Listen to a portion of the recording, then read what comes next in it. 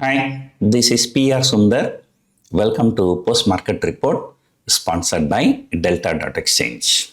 Now I'm in Dubai, but next month, 8th and 9th, I'm planning to come to BENGALURU for a workshop. So those who are interested may subscribe to our workshop in BENGALURU, contact our office. The contact numbers are given in the description. Coming back to the markets. For the last 2 days, Nifty crossed 25,180 on the upside, but it did not close above 24,180. But this time, today, markets were very, very volatile, especially Sensex option expiry today. It was going all over the places, but Nifty closed above 24,180, so exactly by 1 point. So 25,181. So now it is time to be bullish, not bearish. So if you ask me whether the market is long or short, now the market is long. I'm expecting at least, a 300 to 400 point rally over a period of next 1 to 2 weeks. But again, sometimes, what happens? It's very difficult to have a conviction in the technical analysis. So I may remember still 2018, say for example, 2018 finance minister, the then finance minister was, I forgot their name, Arun Jaitley. Yeah. So Arun Jaitley, there was a rumor that long-term capital gain tax will be announced in the budget. Just 1 day before, the market was showing short. And did not have a conviction in the technicals. But I thought, the market is already down. Now, if there is no capital gain tax announcement comes in budget, the markets will go for a relief rally. But that does not happen. The long-term capital gain tax was introduced in the budget and the market continued to fall after that. So the same way today, just few hours before the beginning of the corporate result season, that is the TCS starts a corporate result season. And that too, TCS has already shot up nearly 150 points from swing low, which happened about few days before. The market is showing technically long. But how to have the conviction? I do not have a conviction. So, but if I have a full conviction, now accordingly I take some high risk strategies. But if I do not have a full conviction, I take some low risk strategies. But I trade with some kind of a positive bias and not trade with a negative bias.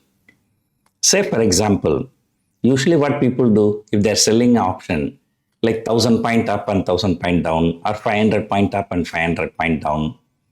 But what I do, so instead of selling like that, maybe, 500 point down, 1,000 point up, so can have a bias. It is a triangle with a bias. So we can call it as a, biased triangle. So that is how I do it.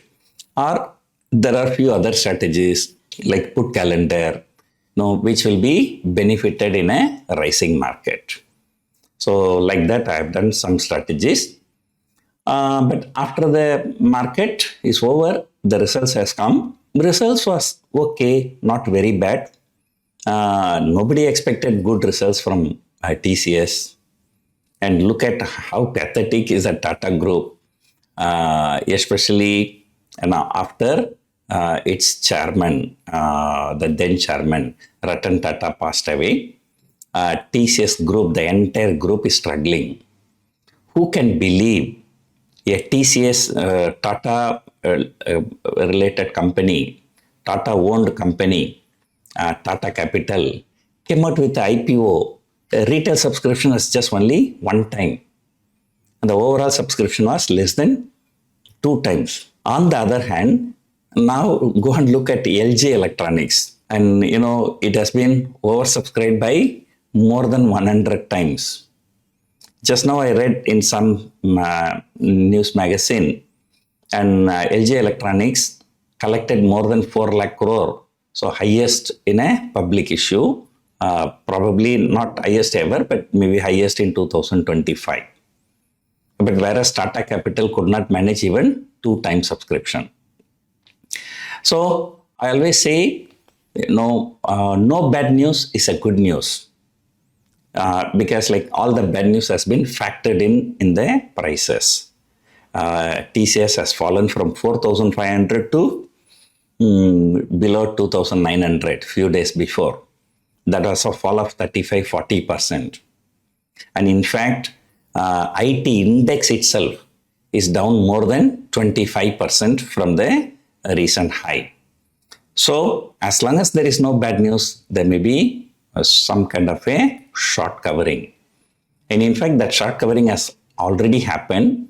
And that is why, in just last 2 trading sessions, TCS has actually shot up nearly more than 100 rupees, I think. Usually, if a stock is oversold or has fallen so much, there will be a huge short. They will try to cover the shorts before the results, because for one other reason, if the result is too good, they will be in trouble. The same thing opposite. If a stock has run up so much and just ahead of the results, they will like to book the profits. Profit booking will come, market will fall slightly, because in case one or the other reason, if the result is not good, the market can fall. In that logic, TCS has shot up today. Now the Infosys in the pre-market in US is actually higher by 1%. Even the GIFT Nifty is not falling. So this shows that, TCS result is maybe with slightly positive. So anyway, the real picture, we will know only tomorrow morning. So we will wait for the excited open. I also have a lot of positions in TCS. Very difficult to explain the positions because I have too many positions. But all I can say, I have taken TCS positions with some slightly positive bias. So if TCS slightly go higher, it's good. And market is actually pricing in 4% move either side by TCS. That's because at the money call and put, the combined premium is about 4%. Now see, this is the second week, 2 trading sessions are over. And this is a 4-week series, 4 into 5, 20 trading session. Out of 20 trading sessions, 7 gone. You have only 13 more trading sessions.